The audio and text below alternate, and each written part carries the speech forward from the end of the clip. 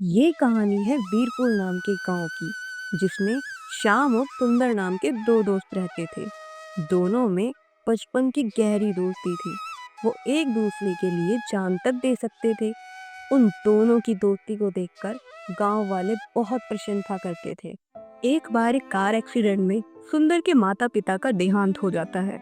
माता पिता के जाने से सुंदर काफी अकेला हो गया था। अब सुंदर गांव में ही अपनी दादी के साथ रहने लगा था। लेकिन माता पिता के जाने से सुंदर उदास रहने लगा था।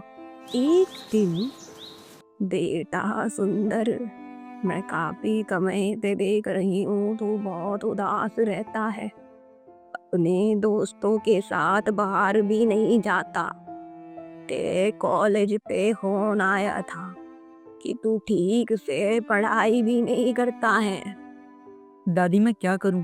मुझे माँ बाबा की बहुत याद आती है। मेरा किसी भी काम करने में मन नहीं लगता, ना ही पढ़ाई करने का और ना ही कहीं बाहर जाने का।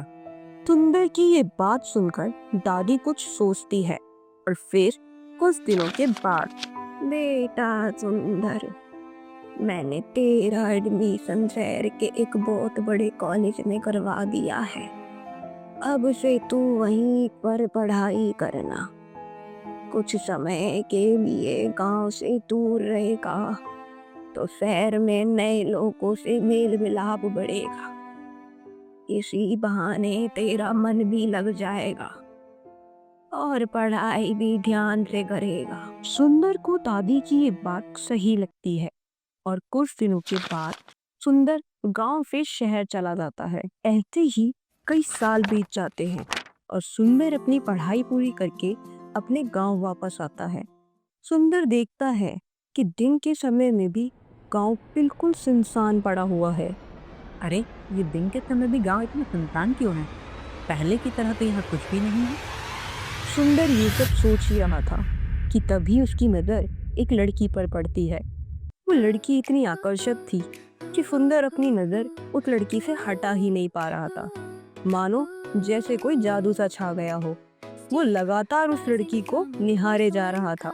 उस लड़की की निगाहें भी सुंदर पर पड़ती हैं और वो भी उसे देखने लगती है। तभी सुंदर के कंधे पर पीछे से कोई हाथ अड़ता है। सुंदर जैसे ही पीछे मुड़ता है और देखता है, उसके सामने उसका दोस्त श्याम खड़ा था।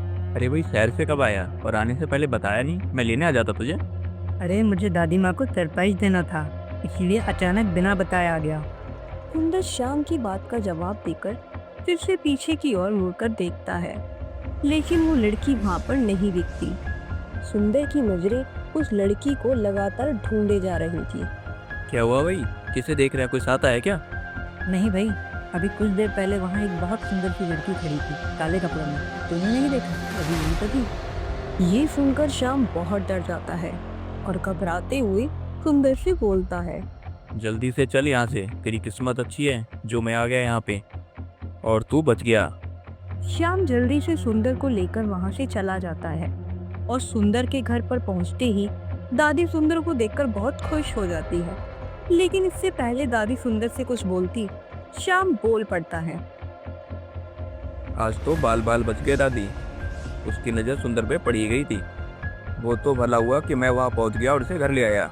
इतना सुनते ही दादी भी बहुत डर जाती है। पर सुंदर को कुछ समझ नहीं आ रहा था कि ये सब क्या हो रहा है। ये सब क्या हो रहा है? कोई मुझे बताएगा? मुझे तो कुछ समझ में नहीं आ रहा है, आप दोनों क्या बातें कर रहे हैं। दादी सुंदर की बात को और उस समस्या को टाल देती है।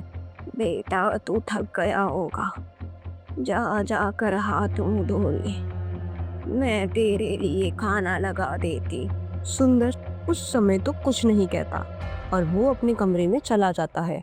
दादी बताओ ना, आज सुबह जो कुछ भी हुआ मुझे तो कुछ समझ में नहीं आया।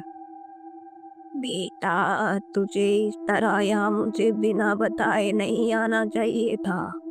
वो क्यों दादी? और वो लड़की कौन थी जिससे आप लोग इतना डरे हुए थे? ये बात उस समय की है जब तू शहर पे चला गया था। कुछ दिनों के बाद गांव में शहर से एक लड़की आई थी घूमने के लिए। उसका नाम था मोहिनी। फिर अचानक न जाने वो गांव वालों को दिखना बंद हो गई। गांव वालों को लगा कि वो शहर वापस चली गई। पर कुछ दिनों के बाद एक शहरी बाबू और पुलिस वाले उस लड़की की तलाश में गांव में आए थे। तभी पता चला कि वो लड़की गायब हो चुकी है। लेकिन समय बीता। धीरे धीरे गांव में सभी जवान लड़के गायब होने लगे। गायब हुए लड़के कभी जिंदा नहीं मिलते। उसके बाद कई लोगों ने उस लड़की की आत्मा को देखा। जिसने देखा वो मारा गया। वो अपना शिकार बड़ी ही चालाकी से फंसाती है।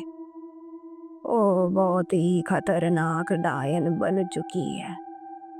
गांव में जो कुछ भी हो रहा है ना, सब उसी की वजह से हो रहा है। वहीं दूसरी ओर श्याम अपने बोट सुंदर को घर छोड़कर अपने घर के लिए निकल जाता है। अंधेरा होने लगा है, मुझे जल्दी ही घर पहुंचना होगा। श्याम ये सोचते हुए चल ही रहा था कि उसकी नजर एक काले साए पर पड़ती है। अंधेरा होने की वजह से कुछ नजर नहीं आ रहा था, बस काली परछाई सी नजर आ रही थी। हाय राम, ये कौन है? कहीं ये मोहिनी तो नहीं? कहते आज मेरा वो शिकार तेरे हाथ की चला ही गया था। मैं तुझे नहीं छोड़ूंगी। उसे आज यही को बल में मार ही दूंगी। पर तुझे कौन बचाएगा मुझ पे?